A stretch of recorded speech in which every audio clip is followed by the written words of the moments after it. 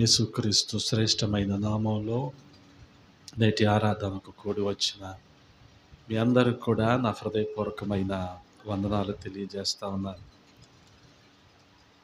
దేవుని మహాకృప కనికరాలను బట్టి దేవుడి రీతిగా మనల్ని సజీవుల సంఖ్యలో ఉంచి మరొక ప్రభు దినాన ఆయనను ఆరాధించటానికి దేవుడు మంచి తరుణాన్ని అనుగ్రహించారు.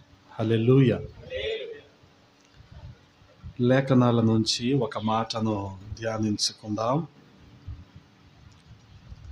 రాజుల రెండవ గ్రంథము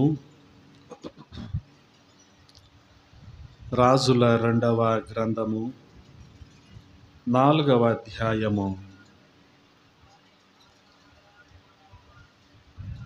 42వ వచనం నుంచి చదువుదాం. మరియు ఒకడు బయల్షాలిషా నుండి మొదటి పంట బాపతు యవల పిండితో చేయబడిన 20 రొట్టెలను క్రొత్త గోధుమ వెన్నులను కొన్ని పండ్లను తీసుకొని వచ్చి దైవజనుడైన అతనికి కానుకగా ఇయ్యగా అతడు జనులు భోజనము చేయుటకు దాని వడ్డించుమనెను.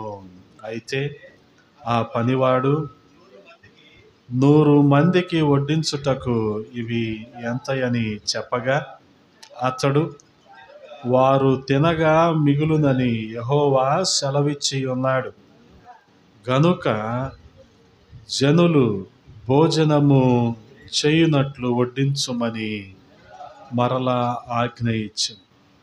పనివాడు వారికి వడ్డింపగా యెహోవా సెలవిచ్చినట్లు అది వారు తినిన తరువాత మిగిలిపోయెను.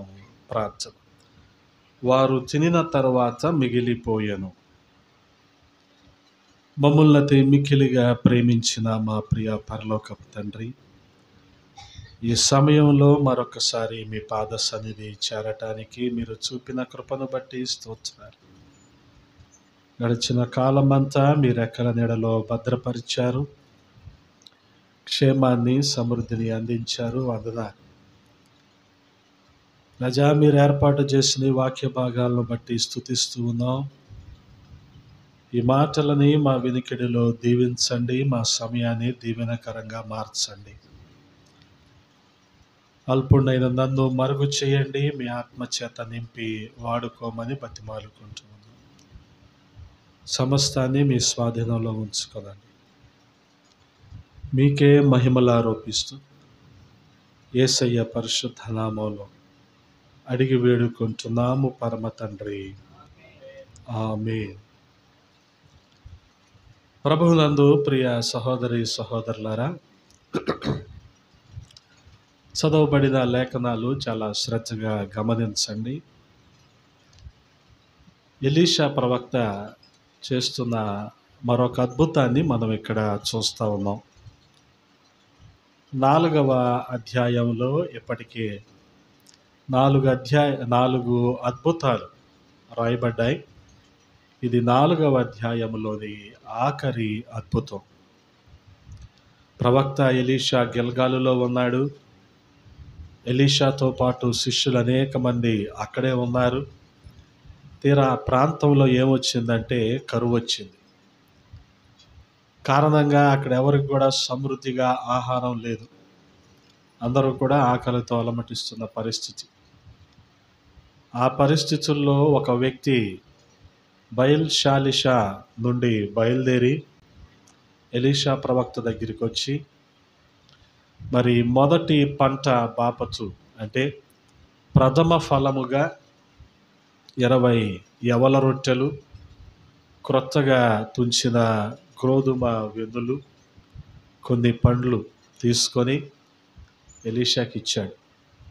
బహుశా అప్పటికే ఎలీషా ప్రవక్త శిష్యులు బాగా ఆకలితో ఉండుంటారు. వారికి పెట్టడానికి ఎలీషా దగ్గర ఏమీ లేదు. పోనీ ఇంతమందికి ఏం తెచ్చి పెడదామన్న ఆలోచన కూడా వారికి ఉండే ఉంటుంది. ఎప్పుడైతే ఆ వ్యక్తి వచ్చి ఇవన్నీ ఎలీషా చేతుల్లో పెట్టాడో, ఎలీషా వీటిని శిష్యులకు ఇచ్చి అందరికీ వడ్డించండి.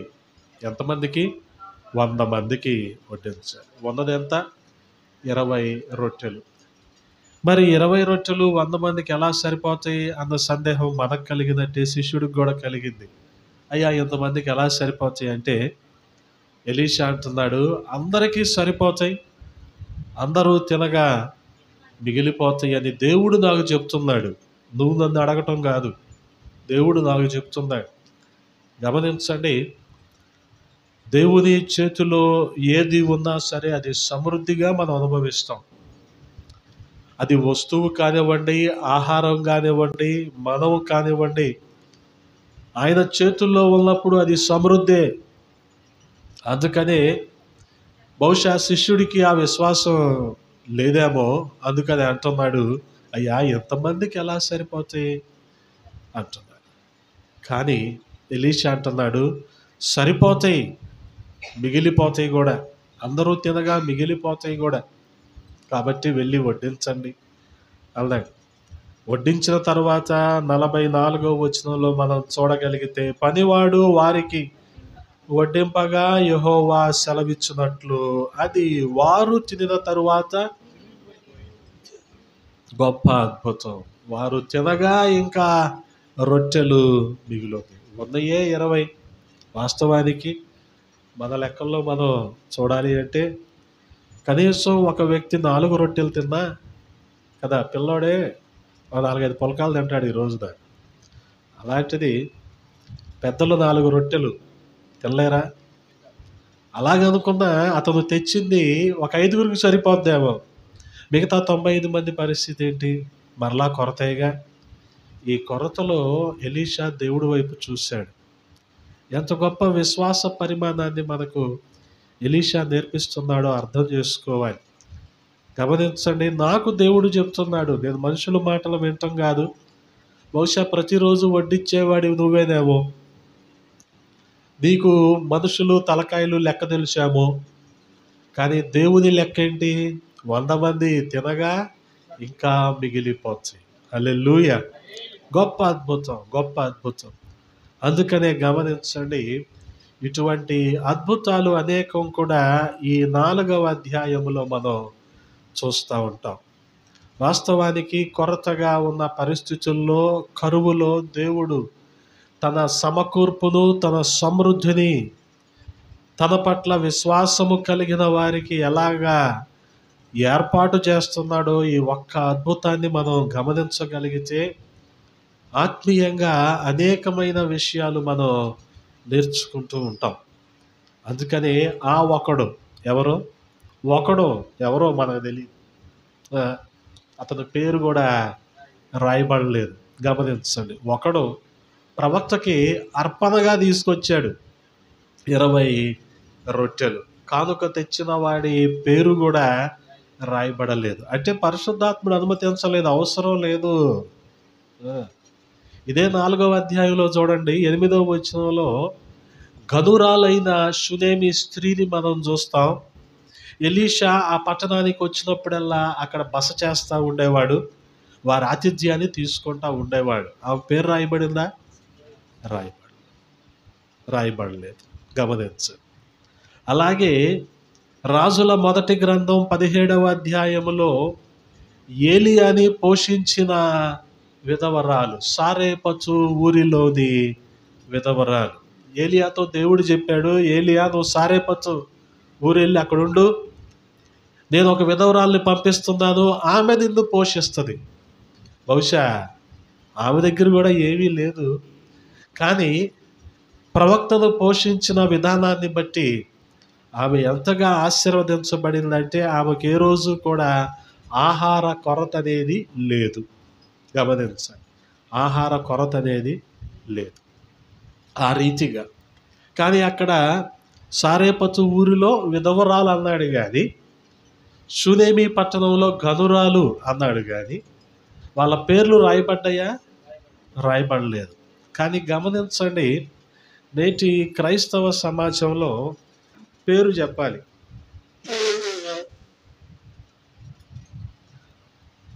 పేరు చెప్పాలి. ఆ, ఒక ఆయన 100 ఇస్తే 100 సార్లు చెప్పాలి. ఒక ఆమె 50 ఇస్తే 50 సార్లు చెప్పాలి. ఆ, అంటే వీళ్ళు పేరు చెప్పి ఇస్తున్నారా? పేరు రావాలని ఇస్తున్నారా? ఆహా, దీనికి మనం లెక్కగట్టలేం. ఎవరి అభిప్రాయం వాళ్ళది. కానీ గమనించండి, ఇక్కడ పరిశుద్ధాత్ముడు వారి పేర్లు రాయలేదు. ఆహా. మార్కు సువార్తలో కూడా 5 రొట్టెలు 2 చిన్న చేపలు 5,000 మంది పురుషులకు పంచిన సందర్భంలో కూడా చిన్నవాడు, అంతేగాని అతని పేరేంటో రాయలే. రాస్తేనా ఎంతమంది పెట్టేసుకునే వాళ్ళు ఆ పేర్లు కదా. బతుకలాగా లేకపోయినా, ఏది ఇచ్చేది కాకపోయినా బతుకు, పేరు మాత్రం పెట్టేసుకోవాలి. బహుశా అందుకనేనేమో పరిశుద్ధాత్ముడు గోప్యంగా ఉంచాడు, అసలు మర్మంగా ఉంచాడు ఆ పేర్లు ఎవరికి. ఆహా, గమనించండి. అంటే కొన్ని సందర్భాల్లో మనం దేవునికి ఇచ్చేవారంగా ఉంటున్నాం, కానీ మరుగై ఉండటం లేదు. మరుగై ఉండాలి. గమనించండి, మరుగై ఉండాలి. ఆయన చెప్తాడు అప్పుడు. మనం మరుగై ఉంటే ఆయన అందరి ఎదుట ఒప్పుకుంటాడు. మనమే చెప్పుకున్నాం అనుకోండి, ఆహా, ఆ ఫలం ఎక్కడ వరకే ఉంటుంది. ఎక్కడ వరకు? భూలోకం వరకే. గమనించండి, పలానా వాళ్ళు బోరు వేయించారు, పలానా వాళ్ళు పలానాది వాటర్ ప్లాంట్ పెట్టించారు, పలానా వాళ్ళు ఈ రోడ్లు వేయించారు, ఇదంతా ఎక్కడ వరకు ఉంటుంది? ఎక్కడ వరకే. ఆయనకు అంగీకారం ఇవన్నీ. ఆయన వీటన్నిటిని బట్టి రేపొద్దున అందరి ముందు తీర్పులో పలానా వాడు ఇది చేశాడు కాబట్టి బలా నమ్మకమైన మంచి దాసుడు అని ఆయన మెచ్చుకుంటాడా? ఆయన ఏమైనా ఎక్నాలెడ్జ్ చేస్తాడా? లేదు కదా. కానీ మన ప్రయాస అంతా దేనికోసం అంటే జనాలకి కనపడాలి, జనాలకు కనపడాలి.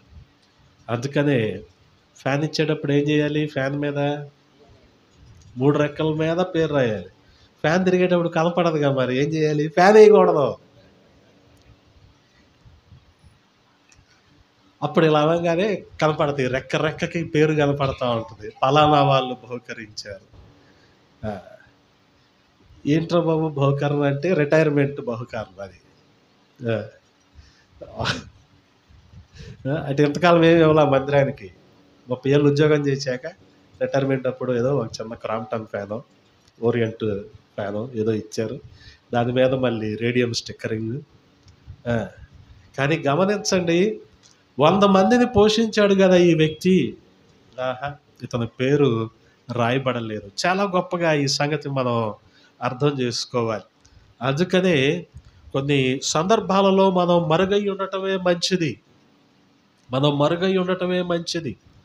అందుకనే ప్రారంభ దినాల్లో సామాజిక మాధ్యమాల్లో హోరేబు పరిచర్యకు సంబంధించిన సంగతులన్నీ వచ్చాయి, కానీ ఇప్పుడు రావట్లేదు. కారణం ఏంటంటే దేవుడు ఆ కనువిప్పునిచ్చాడు. ఆయన కనిపించాలి, పరిచర్య కనిపించాలి, మనుషులు కనిపించడం అవసరం లేదు. అర్థమవుతుందా? అందుకనే దేవుడు నేర్పించిన కొలది మనం వాటిని అనుసరిస్తూ వెళ్ళటమే. అందుకనే ఒకడు, అంతేగాని ఆ ఒకడెవరో మనకి తెలియదు. పలానా విశ్వాసులు ఇచ్చారు, ఆ విశ్వాసులు ఎవరో మనకి తెలియదు. గమనించండి, ఎంత గొప్ప మాదిరి ఇది కదా. ఇప్పుడు ఒకవేళ ఇచ్చిన తర్వాత పేరు చెప్పకపోతే ఇంకా అక్కడి నుంచి ఉంటుంది అన్నమాట జెండు బామ్. పేరు చెప్పలేదు కాబట్టి అవసరమైతే ఇచ్చిన వస్తువు కూడా వెనక్కి లాక్కెళ్ళే విశ్వాసులు ఉంటారు ఈ రోజున. ఏంటంటే మా పేరు చెప్పలేదని. గమనించండి. కానీ ఇక్కడ చాలా చాలా స్పష్టంగా 42వ వచనం మొదట్లో ఏమని రాయబడి ఉంది? మరియు ఒకడు. ఆ ఒకడెవరో మనకు తెలియదు. ఒకడు అంతే. మనం కూడా మరుగై ఉందాం, దేవుని దీవెనలు మనం పొందుకుందాం. చూడగలిగితే యోహాను సువార్తలో రాయబడి ఉంటుంది. యోహాను సువార్తికుడు ఏ రీతిగా యేసుక్రీస్తు ప్రభువారి కంటే ముందుగా వచ్చి యేసుక్రీస్తు ప్రభువారి పరిచర్యను సరళం చేస్తూ వెళ్ళాడో మనం అర్థం చేసుకోవచ్చు. పోనీ ఆయన పేరేమైనా అక్కడ రాయబడి ఉందా అంటే మత్తయి సువార్త 3వ అధ్యాయము 3వ వచనాన్ని చదువుతూ ఉన్నాను, గమనించండి. ప్రభువు మార్గము సిద్ధపరచుడి, మత్తయి 3:3. ఆయన త్రోవలు సరాలము చేయుడని అరణ్యములో కేక వేయు ఒకడి శబ్దం. అరణ్యంలో కేక వేసిన ఒకడి శబ్దం అని ప్రవక్త యెషయా ద్వారా చెప్పబడిన వాడే ఈ యోహాన్. యోహాన్ అని మనకు తెలియని అవసరంలా, అరణ్యంలో కేక వేయబడిన ఒకని శబ్దం. సమయక్స్ ఎవరో మనకు తెలియదు. అంటే అంత పరిచర్య చేసి యేసుక్రీస్తు ప్రభువు వారికి బాప్తీసం ఇచ్చి కూడా యోహాను మరుగై ఉండటం అనేది ఈ రోజున మనకి ఎంత మాదిరి, గమనించండి. ఆ ఒకడంటే అనుకోవచ్చు ఏదో 20 రొట్టెలేగా ఇచ్చిందని, కానీ ఇక్కడ యోహాను చేసిన పని ఏంటి?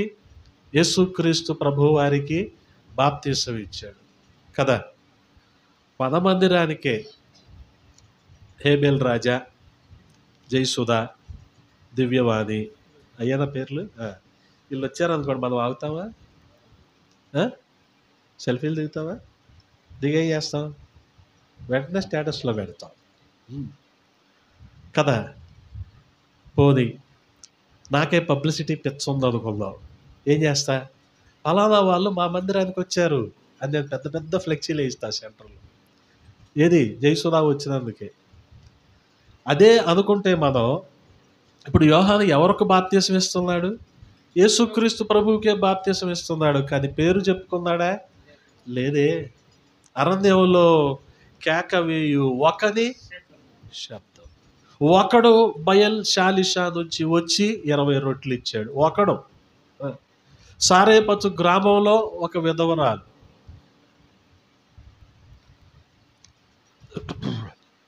షునేమీరాలు, గనురాలైన షునేమి స్త్రీ. ఈ రీతిగా ప్రియ సహోదరి సహోదరులారా, మనం మరుగై ఉండాలి, దేవుని కార్యాలు కనిపించాలి. ఇది అద్భుతమైన ఆత్మీయ సత్యం, మనం నేర్చుకొని తీరాల్సింది, గమనించాలి.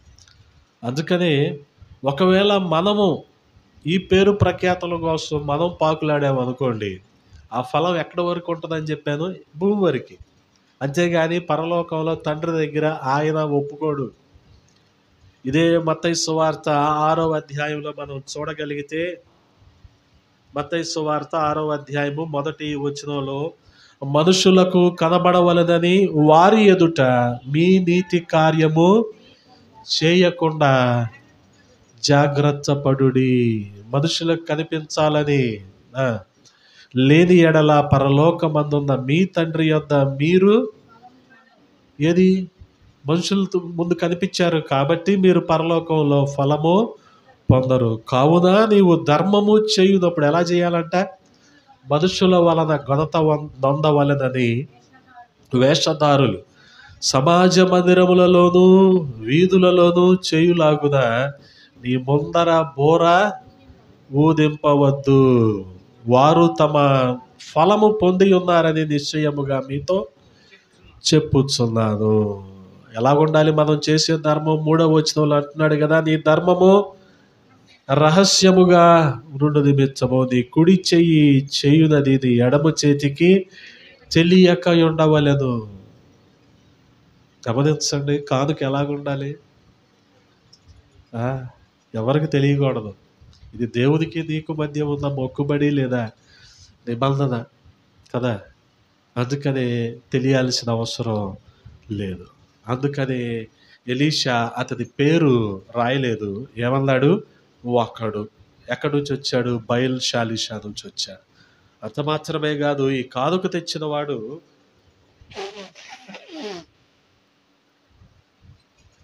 చాలా దూరం నుంచి వచ్చాడు. గమనించండి, వీరుంటున్నదేమో గిల్గాలు, ఇతను వచ్చిందేమో బయల్ షాలిషా నుంచి వచ్చాడు. గిల్గాలుకి బయల్ షాలిషాకి దాదాపుగా 20 మైళ్ళ దూరం, అంటే 30 కిలోమీటర్లు. ఎంత ఆసక్తి ఉండొచ్చు కదా, ఎంత భక్తి ఉండొచ్చు. ఖచ్చితంగా ప్రథమ ఫలము. అందుకనే మొదటి పంట బాపతు అని 42వ వచనంలో రాయబడి ఉంది. ప్రథమ ఫలం. అంత దూరం నుంచి కదా. కొన్ని సందర్భాలలో పక్కనే ఉంటుంది మందిరం, మందే సెకండ్యా రావటానికి కూడా జనాలు ఆలోచిస్తూ ఉంటారు కదా. వచ్చి ఏం చేస్తున్నాడు ఇతను? కానుక ఎక్కడ ఇస్తున్నాడు? ప్రవక్త దగ్గర ఇస్తున్నాడు. ఎంత గొప్ప మాదిరి ఇది! ఎంత ఆసక్తి ఉండాలి! 30 కిలోమీటర్లు ప్రయాణం చేసి రావాలి అంటే కదా. అంత మాత్రమే కాదు, ఇదేమని చెప్పాను? మొదటి పంట బాపతు అంటే ప్రథమ ఫలము. వాస్తవంగా ఆత్మీయ అర్థంలో యేసుక్రీస్తు ప్రభువారే తండ్రి యొక్క ప్రథమ ఫలము. ఆ ప్రథమ ఫలము మన కొరకు అర్పించబడ్డాడు ఆయన, అర్పణగా వచ్చేసాడు ఆయన. అందుకనే మనము రక్షణను అనుభవిస్తూ ఉన్నాం. గమనించండి, కొన్ని పండ్లను తీసుకొని వచ్చి దైవజనుడైన అతనికి కానుక ఇయ్యగా. వాస్తవానికి కానుక ఇవ్వటం అనేది ఇశ్రాయేలీలకు దేవుడు ఇచ్చిన నియమం. ఐగుప్తు బానిసత్వం నుంచి బయటికి వచ్చాక ఇశ్రాయేలు సంతతి చేయవలసిన కొన్ని నియమాలలో కానుక అర్పించటం కూడా ఒకటి. నిర్గమాకాండము 12వ అధ్యాయం 2వ వచనంలో మనం చూడగలిగితే, నిర్గమాకాండము 12వ అధ్యాయము 2వ వచనము ఏం రాయబడి ఉంది? ఈ నెల మీకు మొదటిది, ఈ సంవత్సరము మీకు మొదటిది. క్షమించండి, 22 చూద్దామా? క్షమించండి, 22వ అధ్యాయం చదవండి.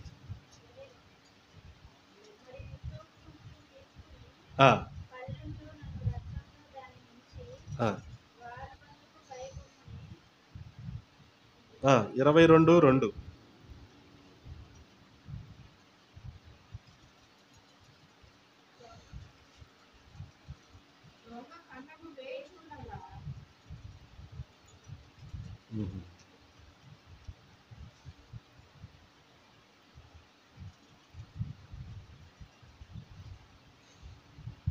ఆ 29 క్షమించాలి, 29 22లోనే 29వ వచనం. నీ మొదటి సస్య ద్రవ్యములను అర్పింప తడవు చేయకూడదు. నీ కుమారులలో జ్యేష్ఠుని నాకు అర్పింపవలెను. అట్లే నీ ఎద్దులను నీ గొర్రెలను అర్పింపవలెను. 7 దినములు అది దాని తల్లి యొద్ద ఉండవలెను. 8వ దినమున దానిని నాకు ఇవ్వవలెను. మీరు నాకు ప్రతిష్ఠింపబడిన వారు గనుక పొలములో చేల్చబడిన మాంసమును తినక కుక్కలకు దాన్ని పారవేయవలెను. అంటే గమనించండి, పంటలో కానీ కుటుంబంలో కానీ మొదటిది ఎవరిదవుతుంది? దేవునిదవుతుంది. అందుకనే సస్య ద్రవ్యములు, పంట డబ్బులు, ద్రవ్యము డబ్బులు, రెండూ కూడా మొదటిది ఎవరిదవుతుంది? దేవునిది. కొన్ని సందర్భాల్లో మనకు కలిగే ఆలోచన ఏంటంటే, అంతా దేవునికి ఇచ్చేస్తే మన పరిస్థితి ఏంటి? దేవుడికి ఏం తక్కువ? వాస్తవంగా నెలంతా కష్టపడ్డాక తర్వాత నెల మొదటి వారంలో మన చేతుల్లో జీతం పడ్డాక ఏం గుర్తొస్తాయి? అన్నీ అవసరతలే గుర్తొస్తాయి. చేయకుండా ఆపేసినవి, చెయ్యాలనుకున్నవి కదా, చేద్దాం అనుకున్నవి అన్నీ గుర్తొస్తాయి. అన్నీ గుర్తొచ్చాక ఏమనిపిస్తుంది? తర్వాత చూద్దాంలే కదా, తర్వాత చేద్దాంలే అని. వాస్తవంగా మన సంపద అంతటిలో కూడా మొదట ఆయన భాగము, ప్రభు భాగము పక్కన పెట్టాకే ఖచ్చితంగా మిగిలినవి మనం వాడుకోవాలి. గమనించండి, అదే మనకు ఆశీర్వాదకరం.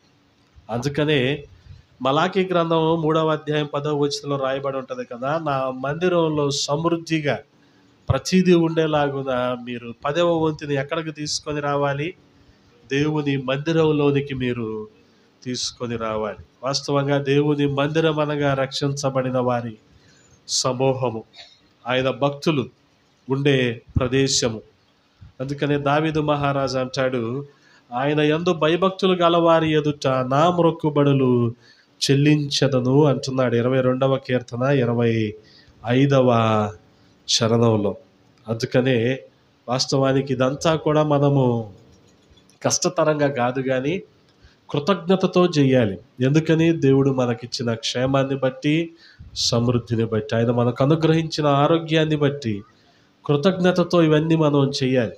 అందుకనే 100వ కీర్తన 100వ కీర్తన 4వ చరణంలో రాయబడి ఉంటుంది, కృతజ్ఞతార్పణలు చెల్లించుచు ఆయన గుమ్మములలో ప్రవేశించుడి.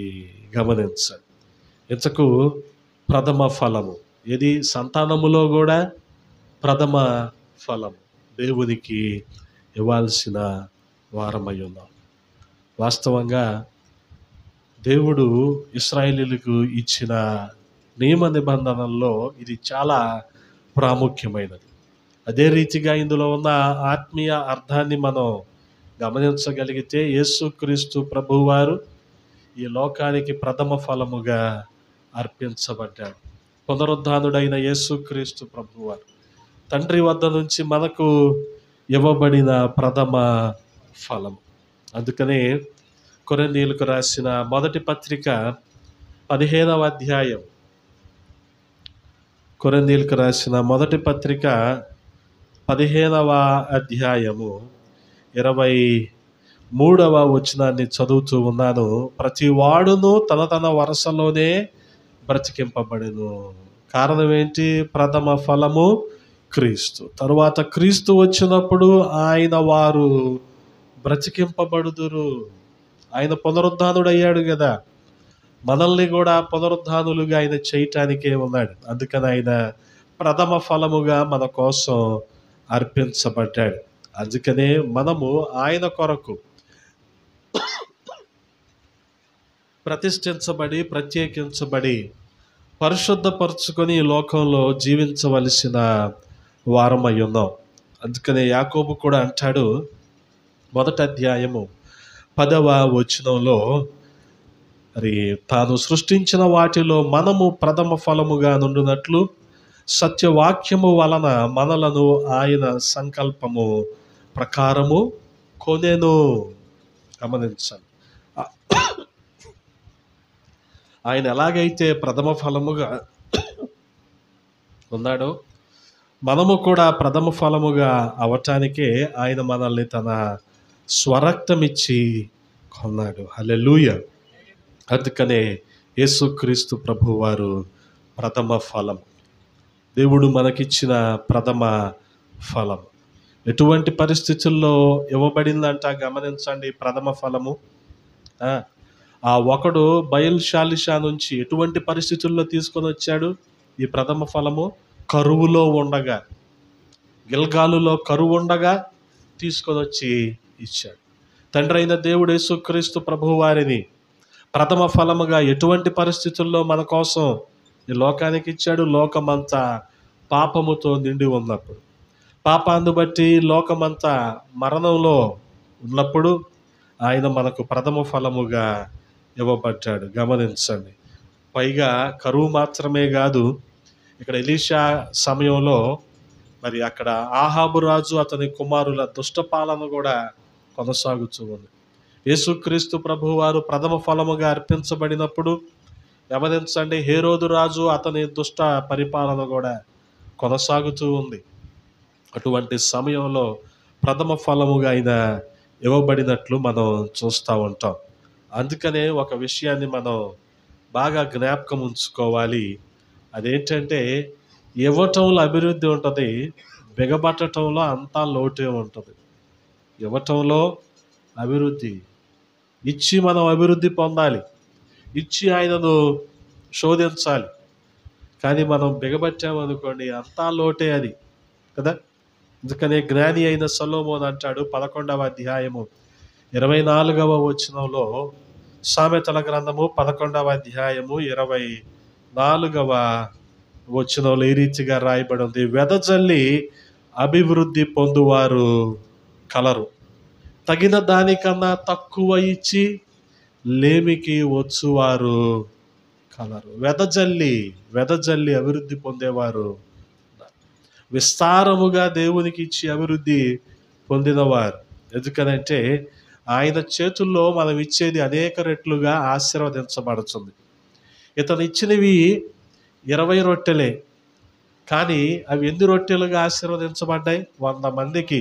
అంటే మనం అనుకున్నట్టు సగటున మనిషి 4 తింటే 20 రొట్టెలు కాస్త ఆయన చేతుల్లోకి వెళ్ళాక ఎన్నైనాయి? 400 అయినాయి కదా. 100 మంది 4 చెప్పులు తిన్నారు, 400 రొట్టెలుగా మార్చబడ్డాయి.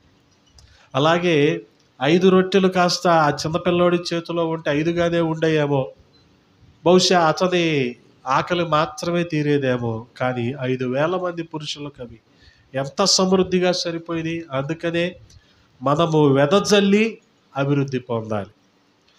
దేవుని సన్నిధికి ధారాళంగా ఇచ్చి అభివృద్ధి పొందాలి. అంతేగాని గమనించండి, మనం తక్కువ తగిన దానికన్నా తక్కువ ఇచ్చి లేమికి వచ్చువారు కలరు. అంటే బిగపట్టడం వలన మనం ఎంతసేపు లోటులోనే ఉంటాం. గమనించండి, లోటులోనే ఉంటాం.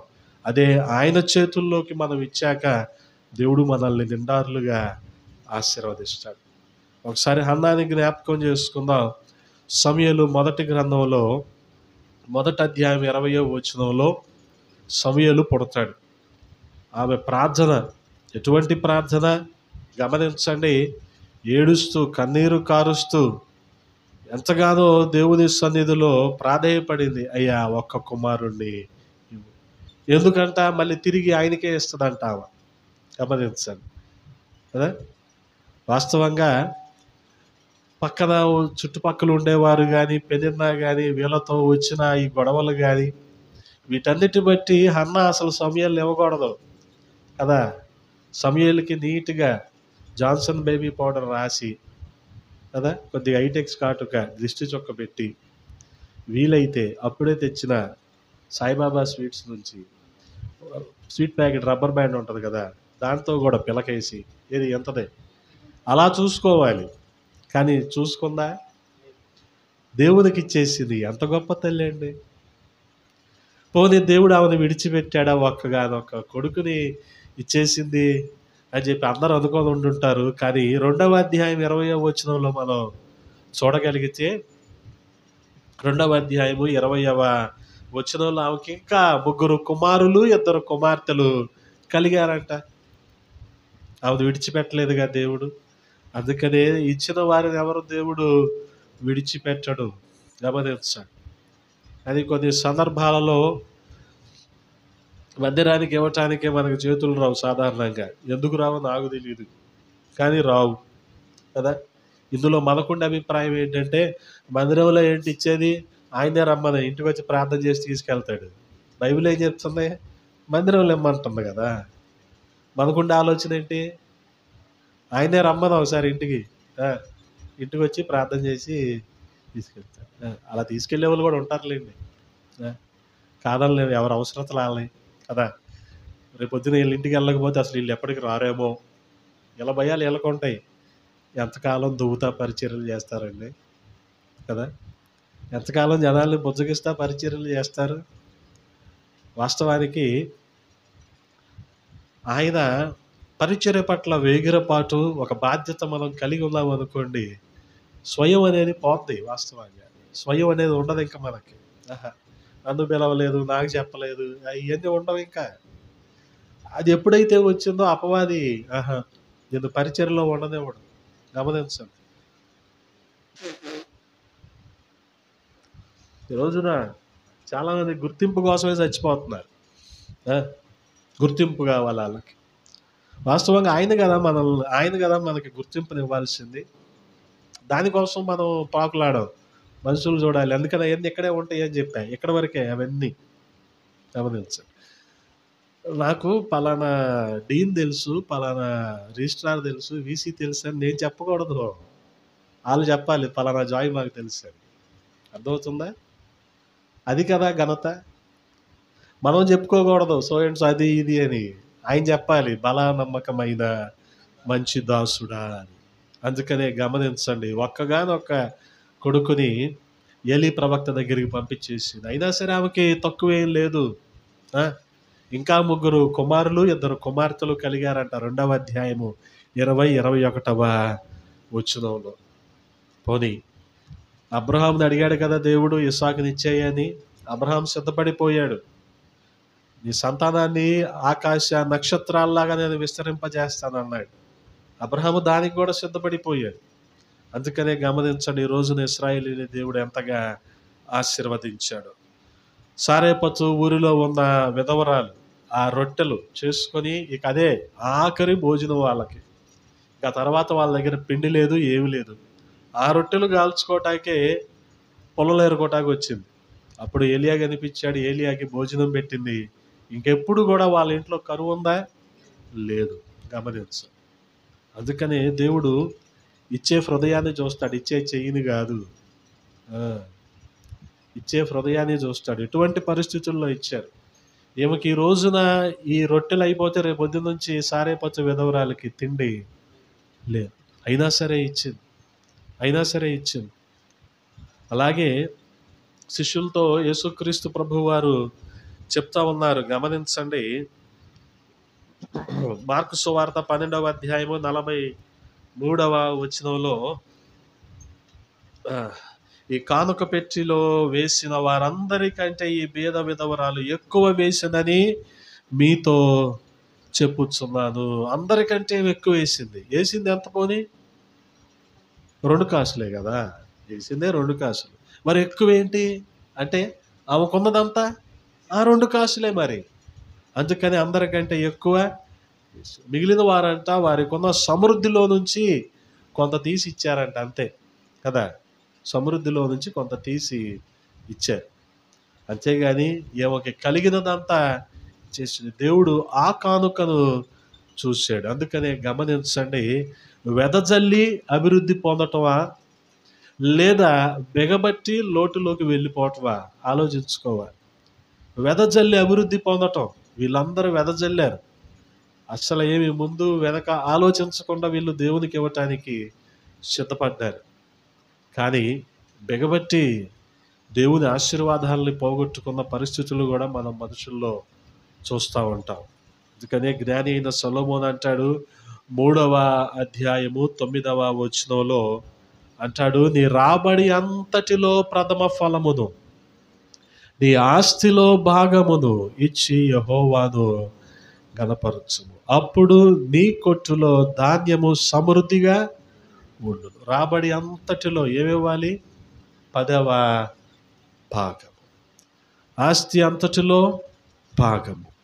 అప్పుడు ఎలాగుంటుంది? కొట్టులో ధాన్యము సమృద్ధిగా ఉంటుంది. గానుగలో నుండి క్రొత్త ద్రాక్ష రసము పైకి పొరలి అంతటి సమృద్ధి. పైకి పొరలి పారటం అంటే సమృద్ధి. వాస్తవానికి ప్రభువుకి ఇచ్చి నష్టపోయిన వారు ఎవరు కూడా లేరు. హల్లెలూయా. ఆయనకిచ్చి మోసపోయిన వాళ్ళు ఎవరు కూడా లేరు. గమనించాలి. మనకి రకరకాల అపోహలు ఉండొచ్చుగాక, కానీ వాక్యం మనకి బోధిస్తున్నది మనం అనుసరిద్దాం, వాక్యానుసారంగా నడుచుకుందాం. సమృద్ధి అయిన దీవెనలు, ఆశీర్వాదాలు పొందుకుందాం. అటువంటి కృప దేవాది దేవుడు మనందరికీ దయచేయునుగాక. ఆమేన్. తలలు వంచండి, ప్రార్థన చేసుకుందాం. పరిశుద్ధుడా, ప్రేమ కలిగిన తండ్రి, ఉదయకాల సమయంలో కొద్ది మాటలు ధ్యానించటానికి మీరు చూపిన కృపను బట్టి స్తోత్రాలు రాజా. ఆ ఒకడు ఎలాగైతే తను తెచ్చిన 20 రొట్టెల్లో నుంచి 100 మందిని పోషించి ఆ కరువు సమయంలో వారికి ఆశీర్వాదకరంగా మారాడో, మా ముందుంచిన విధానాన్ని బట్టి స్తోత్రాలు రాజా. మేము కూడా ఆ రీతిగా పరిచర్యను నాయనా సహకరించి దీవెనలు పొందే భాగ్యాన్ని దయచేయమని బతిమాలుకుంటూ ఉన్నాం. విన్న మాటలు మా హృదయంలో భద్రపరచండి, నీరు కట్టి ఫలింపచేయండి. దుష్టుడు ఎత్తుకుపోకుండా సహాయము చేయండి. మీకే మహిమలు ఆరోపిస్తూ యేసయ్య పరిశుద్ధ నామములో అడిగి వేడుకుంటున్నాము పరమ తండ్రి. ఆమేన్.